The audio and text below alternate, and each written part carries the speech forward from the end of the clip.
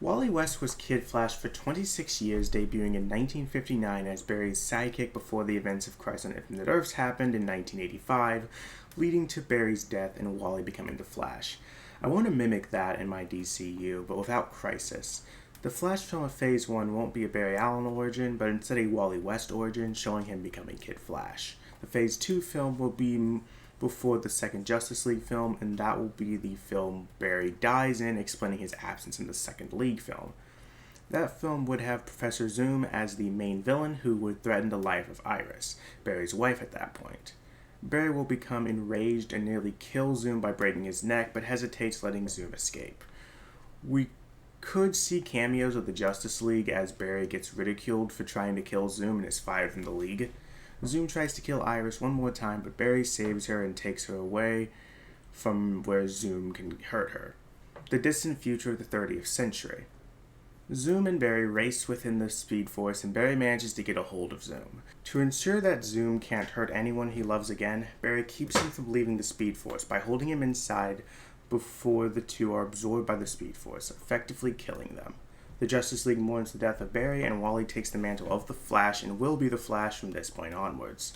In the comics, Wally was the Flash for 23 years after that, with Barry Allen coming back in another Crisis event, this time Final Crisis. Bart Allen was also the Flash for a couple months after Infinite Crisis, but that's less important. In that nearly 5-decade-long time that Wally was around prior to Final Crisis, Wally became a part of two of my favorite comic teams of all time, the Marv Wolfman George Perez Teen Titans that I already gave a movie to, and the Grant Morrison Howard Porter JLA, which I also gave a movie to. He also starred in two of my favorite Flash runs of all time, Mark Waid's run and Geoff Johns' run. These are the runs that Wally's film should be based on. Mark Waid's run spent a lot of time expanding the world of the Flash, including more speedsters, and basically increasing the amount of Flash supporting characters. So obviously that should be a focus for film 3. The main thing here will be introducing Bart Allen as Impulse and Jay Garrick as a mentor for both Wally and Bart. Bart would come from the 30th century, where it would be revealed Iris was pregnant with twins, Barry's children. Those children didn't have Speed Force powers, though, so Iris thought that wouldn't get passed down. However, that changed when Don had his son, Bart, who was a speedster and had accelerated metabolism. So accelerated that he was growing at a rate of 6 years every 1 year, forcing them to keep him in a simulation to keep up with his accelerated growth. The Allen family would confront the smartest being in the 30th century, Brainiac 5, and ask for a solution to Bart's condition, with the solution being to send Bart to the past so Wally West can bleed away his residual Speed Force energy, but at the cost that they might not see Bart again. The Allens accept the cost and send Bart back in time to Wally, who bleeds off his excess Speed Force powers to save his life. Wally would introduce him to Jay Garrick, who would basically act as Bart's foster father. The main villain of the film would be Grodd, and that would also allow us to introduce Vixen into the DCU. Of course, another major part of Waid's run is the relationship with Linda Park and their eventual marriage. I'd have Wally and Linda already dating in this film, and they have been for 3 years, with Linda knowing Wally is the Flash at this point. Wally would propose to Linda at the end of the film, and we'd see the wedding at the end of the Titans film the following year, just to drive the point home that the Titans are a family. Geoff Johns' run has a big emphasis on the Rogues, so that's what I'd do for Phase 4 film. I'd also have them in Phase 3 film as intro villains and maybe even reluctant allies against Grodd, but Phase 4 will have them as central villains with a lot of focus given to Magenta. Magenta would be introduced in the second Flash film as Frankie Kane, Wally's girlfriend who he breaks up with after Barry's death. The Phase 3 Flash film would have an end-credits scene of Frankie being overwhelmed by her powers and turning into Magenta to set up Phase 4 film, where she would be revealed to have joined the Rogues.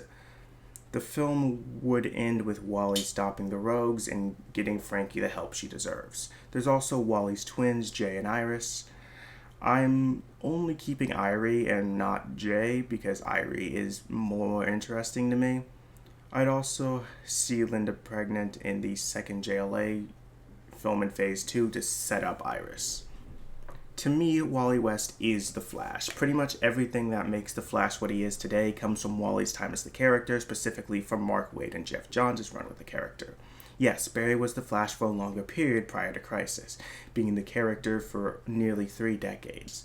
But a lot of that time was in the Silver Age, a time of pure ridiculousness in comics, and I dare someone to make a Flash trilogy with only concepts from the Silver Age. The Rogues weren't even really a thing at the time. Those characters existed, but they were ridiculous and pretty ineffective. Geoff Johns basically made the Rogues what we know them as today, an organized group that together made a legitimately dangerous threat. That doesn't make Barry's time as the Flash pointless, though. If it was pointless, I would have done what the DCU did and basically erase Barry from history and have Wally be the Flash from the get-go. But Barry is important for being a founding member of the OG Justice League, and his death is one of the most important deaths in the Justice League history, if not DC history. Wally becoming the Flash is another extremely important moment in the history of DC Comics, and he's essentially the first real legacy character. If not that, then the first real legacy character to be this popular. To me, if you want to tell the story of the Flash, Wally needs to be in the suit, not Barry. The Flash as a character has been known to dabble in time travel, and I reflect that in 2 of the 4 films. The second one having Professor Zoom as a villain from the future and Barry sending Iris to the distant future to protect her, and the third one having Bart travel back in time to stop his rapid aging. I'm trying not to rely too much on time travel in the DCU, but in the case of the Flash it's a little unavoidable. I'm also skipping the large amount of time that it took for Wally to actually become the Flash in the comics. I'm skipping the period of depression and the time he was a rich playboy and going straight to him being the Flash. As for Irie, I'm not doing the story of Wally and Linda getting lost in the time stream only to come back with 8-year-old children, because I'd rather have Irie grow up alongside Leanne so that they can become a new generation of child heroes if a Phase 7 ever happens. I also want to quickly talk about the ethnicity of the character. In the New 52, Wally West was removed from history entirely until a new version of Wally popped up who was black, just like this new version of Iris, who had a darker skin tone. I vastly prefer a redhead Wally West, but the race isn't the problem here. It's the fact that this Wally barely resembled his pre-New 52 counterpart in personality. It clearly wasn't the same person. DC later brought back classic Wally and made this guy a separate character named Wallace, who would later go by Ace, to further differentiate the two. For the films, while I'd prefer the race not to be changed, I'm fine with it as long as they make Wally West actually Wally West and not Ace West. So to recap, Wally would first appear in the first Flash film in Phase 1, where he'd have his origin shown. Barry would later appear in the Justice League film in Phase 1, while Wally would appear in the Teen Titans film with the OG Titans at the end of Phase 1. In Phase 2, we'd get a Flash film where Barry dies in a fight with the Reverse Flash after bringing Iris to the 30th century to set up Bart Allen. Wally West would become the Flash in this film, and we'd meet Frankie Kane to set up Magenta. Wally would make his first full appearance as the Flash in the Teen Titans film of this phase, which I described in the Nightwing film.